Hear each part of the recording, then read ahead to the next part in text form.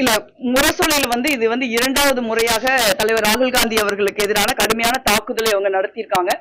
அதாவது எங்களுக்கும் திருப்பி பேச முடியும். பட் நாங்க ஏன் பேசுறது இல்ல அப்படின்னா, நாங்க அந்த கூட்டணியில நீண்ட காலம் இருந்திருக்கோம். எங்களுடைய கடினமான காலகட்டத்துல திமுக எங்களோட நின்றுருக்காங்க. அவங்களுடைய கடினமான காலகட்டத்துல நாங்க அவங்களோட நின்றுருக்கோம். கடந்த தேர்தலையும் அவர் அந்த கூட்டணியில தான் நாங்க இருந்து அந்த கூட்டணி தோல்வி அடைஞ்சிருக்கு. அதே நேரத்துல முன்னாள் முதலமைச்சர் திராவிட முன்னேற்ற கழகத்தின் தலைவர் அண்ணன் ஸ்டாலின் அவர்களே தோத்திருக்காங்க. இந்த மாதிரி அவர்கள் தோல்வி அடைந்திருக்கிற ஒரு நேரத்துல அவர்கள் மீது ஒரு அவங்க பேசுறாங்கிறதுக்காக ஒரு கடுமையான தாக்குதலை நம்மளும் செய்யக்கூடாது. அவங்க தோத்திருக்காங்க, அவங்க வேதனையில இருக்காங்க. நம்ம கூட்டணியில இருந்து பிரிய வேண்டிய எல்லா கட்சிகளுமே திமுக கூட்டணியில இருந்து பிரிய வேண்டிய ஒரு காலத்தின் கட்டாயம் தமிழ்நாட்டு அரசியல் ஏற்பட்டிருக்குது. அந்த மாதிரி நேரத்துல ஒரு இயல்பான ஒரு கோபம் அவங்களுக்கு இருக்குதுன்னு தான் நாங்க நினைக்கிறோம். ஆனா தலைவர் ராகுல் காந்தி அவர்களை கடுமையாக முரசொல்லி விமர்சிக்கிறது எங்களால ஏற்றுக்கொள்ள முடியாது. நாங்களும் அதே மாதிரி கடுமையாக பேச வேண்டிய நிர்பந்தத்திற்கு திராவிட முன்னேற்ற கழகம் எங்களை தள்ளக்கூடாது. இன்னைக்கு இந்தியால ஒரு தலைவர் அச்சமற்று சமரசமற்று நரேந்திர மோடி அரசாங்கத்தை எதிர்த்து போராடுறாரு அப்படின்னா ராகுல் காந்தி அவர்கள் மட்டும்தான். இந்தியாவில் அவர்தான் மக்களால் தேர்ந்தெடுக்கப்பட்ட எம்பி பதவியை பிடுங்கிக்கிட்டு ஒரு 3 பிரதமர்களை கொண்டிருந்த ஒரு மிகப்பெரிய சுதந்திர போராட்ட பின்னணி உள்ள ஒரு குடும்பத்தை சேர்ந்த ஒரு தலைவரை அவர் எம்பியா இருக்கிறப்ப குடியிருந்த வீட்டுல இருந்து ஒரே நாள்ல தூக்கி எறிஞ்சாங்க.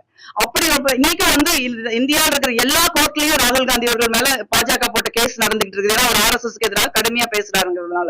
அதாவது அந்த மாதிரி ஒரு சமரசமற்ற ஒரு அப்பழுக்கற்ற நேர்மையோடு போராடுகிற ஒரு தலைவரை இந்த மாதிரி ஒரு தாக்குதலுக்கு உள்ளாக்குறது எந்த விதத்திலும் ஏற்றுக்கொள்ள முடியாது. அதே நேரத்துல இந்தியா கூட்டணிங்கிறது ஒரு காங்கிரஸ் உடைய நலன்களை முன்னிறுத்துறது அல்லங்கிறத திமுக உள்ளிட்ட கட்சிகள் புரிஞ்சுக்கணும்.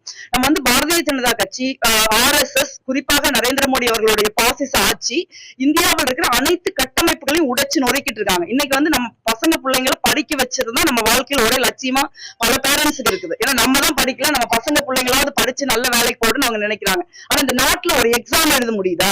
இந்தியாவில நீட் எக்ஸாம்ல ஊழல், கியூட் எக்ஸாம்ல ஊழல், என்ன ஒரு ஒன்றிய அரசாங்கத்தினுடைய தேர்வு இருக்குதோ அத்தனை தேர்வுகளையும் ஊழல் நடக்குது. எப்படி ஒரு சாதாரணமா சேர்ந்த குடும்பத்தை சேர்ந்தவங்க எந்த நம்பிக்கையில படிக்க வைப்பாங்க? எந்த நம்பிக்கையில அவங்களுக்கு வேலை கிடைக்கும்?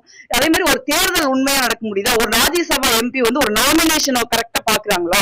சோ அந்த அளவுக்கு ஒரு தேர்தல் நடைமுறை, நீங்க நீதிமன்றங்கள், பல்வேறு ஊடகங்கள், எலெக்ஷன் கமிஷன், இது எல்லாத்தையுமே நெருக்கடிக்கு உள்ளாக்கி ஒரு சமத்துவம் இல்லாத ஒரு தேர்தலை ஒரு அரசியல் நம்ம எதிர்கொண்டுட்டு இருக்கோம். இந்த மாதிரியான நேரத்துல நமக்கு வித்தியாசங்கள் இருக்கும். நாங்க கேரளால கூட சிபிஎம் நாங்களே ஏத்துதான் ஃபைட் பண்றோம்.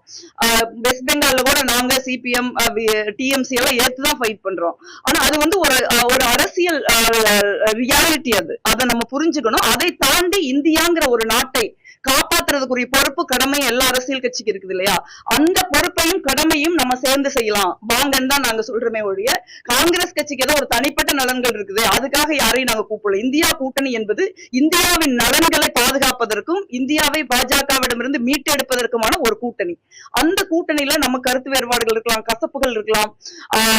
அதை நம்ம மறந்துட்டு நாட்டுக்காக நம்ம நிக்கணும். அதுதான் ரொம்ப முக்கியம் நான் நினைக்கிறேன். அது மாதிரி முரசொலி இந்த மாதிரி தரம் குறைந்த தாக்குதலை தலைவர் ராகுல் காந்தி அவர்கள் மீது நடத்துவதை நிறுத்திக் கொள்ள வேண்டும்.